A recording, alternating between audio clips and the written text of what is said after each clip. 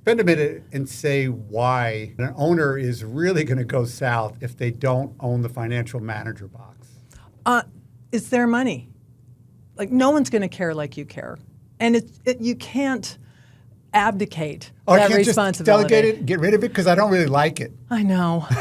And there's a lot of reasons why. We were talking about this. Sometimes it's because contractors who know more math than is required in accounting. I mean, figure out pipe sizes. And volume. Electrical volume, how long you can run the wiring. I just bought a book. It was written in 1891 called The Arithmetic of Electricity. Oh, wow. And it is fascinating, all these tables and charts. Now, the math in accounting is a little addition, subtraction, and division. That's it. There's not a lot of math. But somewhere along the line, tradespeople bought into this idea that they were too stupid to figure it out. And I think, society has also done that. I heard the difference between suits and patches. Remember we heard that one a long time ago? Mm-hmm. Is that, if you were in school and you weren't doing well, you ought to go to Votech school instead of going on to that path.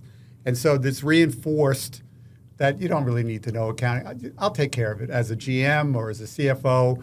So share with everybody what happens if you don't know it and you do bring a GM or a CFO in. Well, one, they can either intimidate you into not asking any questions. No, I'll take care of that. Or worse, don't worry your pretty little head about it. I'll take care of that and you go do whatever marketing or whatever you're going to do. I mean, all those sexist things.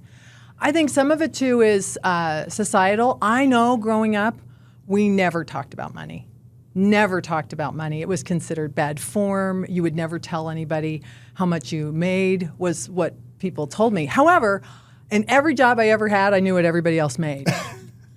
Yeah, the top secret that we always... The top secret. As owners, we didn't want everybody to know what they were getting paid. But meanwhile, they stood outside my door and they just talked about the money they made. Well, sure. So if I worked for you and somebody else who worked for you said to me, how much do you make? I either tell them, okay, or I don't tell them and I'm a jerk. In any event, I can't win. I can't win. So you might as well open it up. So these are some of the things. I think some of the reasons why I've adopted the philosophies I've had, because I was a troublemaking, fence testing kid. And I had a lot of jobs. And what bosses would say was happening certainly wasn't happening on the front lines. So in all the jobs I had, I think I had maybe 5 bosses who even knew my name. Oh, wow. Yeah, I was born into the job that I ended up in that job. And as Ellen has said, I was born with a silver spoon, except mine was covered with fuel oil. but the reality is... silver nonetheless. Yeah, silver nonetheless. But the point of that was so important is that if you don't know, you're going to be taken advantage of, one. And two, they may never take advantage of you. But what happens if a bus comes along and hits them? Bad for them, bad for the company, but bad for you because you didn't learn the basics of what you need to do. And I love Ellen to death, as everyone should probably know by now, yes. But I read her book, and I tell guys, I read her book pretty much every year. So people ask, well, why would you read the book every year? I said, because it's like peeling an onion away. You learn more each time. And funniest of all of this was 2 things. One is, if there was nothing in the book other than her glossary, it was worth the money. And the reason it was worth the money is because whenever I mustered the courage to ask my accountant, what does this term mean? They would give me another stupid accounting term that I didn't understand to keep me dumb the whole way. And so I had that power. But the other thing that I thought was hysterical, my dad came from an era where you learned it, right? You were in the field. There wasn't classroom training or going to financial school. And I walk in one day, and it's a cold day, and we're usually busy on a cold day, and there he is reading a book. And what book is he reading? Where Did the Money Go? Irving. I want to tell an Irving story. You're welcome to tell an Irving story. So Irving was a flirt. Oh, yes, he was. Was a flirt. He was so lovely and kind and nice. And I went to Al's shop, and Al was the first person I knew who turned their shop into a training center / showroom. So he invited a lot of people to his shop before anybody was doing this. I mean, this is going way, way back. Yep. And there were little placards that told you how the heat worked or, what department you were in. And it was so fun. And I had one wall full of pictures and letters that people had written the company. And Irving took me on a tour, and he was just so gracious and lovely. But Irving's job, at the end of his career, he would still show up in a suit and tie every day. The boys, Marty and Richie and Al, had taken over, and now they've got this, big, successful company. But Irving came in every day with a suit and tie, and he would stand on the lease line, and I'm going to cry, and he would greet everybody and thank them for coming to work. And that was his job. He said, every day, these folks vote with their feet. They don't owe you anything. And they're here, and I'm grateful. And he said thank you to everybody who came out. I'm so happy you shared that story, because I said it in actually in a New York way. I said to him, when did you turn into the Walmart greeter? And he was. Walmart got it from Irving. I kind of wondered where that all fit. Yeah, they saw Irving, and they're like, we're picking up on that one. Can I share another little story? I just used this the other day. I was explaining to somebody about we set safe goals for ourselves because we're afraid that the goal police will come at the end of the year and take our dog. And so if we fail, right? They're going to take the dog. And I would watch Ellen sit with our clients and franchisees as well. And she goes, that's really nice that you did $2 million. Let's do a stretch budget for $4 million. And they were just, the blood would come out of their face, because they were like white scared, and she goes, it's okay. And then you work it out. I may be wrong, but I would bet 70% of those people hit those goals because you made it so real. Well, and I think the balance there is that a budget is pretend. Yeah. It's all we don't know. And if you don't work for a big publicly held company, you're probably not going to lose your job. But even if you lost your job, like if you're in that stratified air that you could go get another job, this is a privileged game we're talking about right now.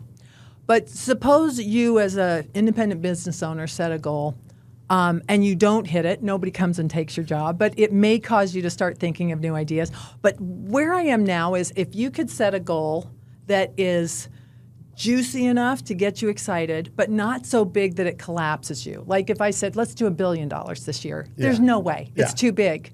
But if you did $2 million, then $3 million. Does $3 million kind of, get the juices going? Like that's what you want is the energy of a stretch goal. And you can have 2 or 3 budgets. You could have 10 budgets.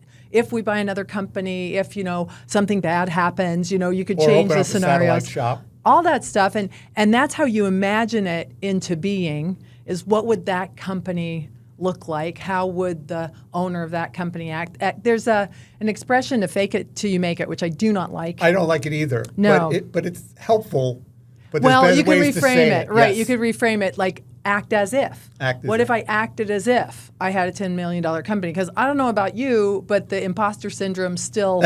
I have to, psych myself out of that in terms of, well, why not me? Why not us? Like, let's give it a shot. I don't do one-to-one consulting anymore, but I do have 2 legacy clients. And I just did a stretch goal with them, which I thought was funny. Now, I did not do it as a budget. I said, what do you want to be in 2025, 2026? And basically what I'm looking is for gross sales, gross profit. Because if it isn't there, it's not going to be further down the sheet. 100%. So then I go, okay, well, then how much does each truck today produce? And then we go, okay, well, then we divide into there. Now we know how many trucks there are. What's their closing rate? Oh, then we have to know how many calls need to come in. And it's amazing on a 1-page Word doc. Yeah. They could figure this out and then go plug it into the Excel budget. 100%. It doesn't have to be that complicated. Yeah. Now, one thing that I've noticed is, we go to Home Service Freedom, go to Pantheon for Service Titan. There's a lot of cool guys. And people are talking about their KPIs and numbers. Let's break down which KPIs are our favorites. But before we do, what I'll find is, well, one of our... The 3, let's go there. The 3 main KPIs, you want to guess what they are for any business? Now, these are the financial KPIs. Business. For the business itself, financial. So we're going to leave marketing KPIs on the side here. They're important, But I think if financial manager and marketing manager are your two main hats, you should have a dashboard for each of those. Fair enough? Fair enough. Okay, so let's talk about the financial dashboard. What are the three main KPIs of any business financially?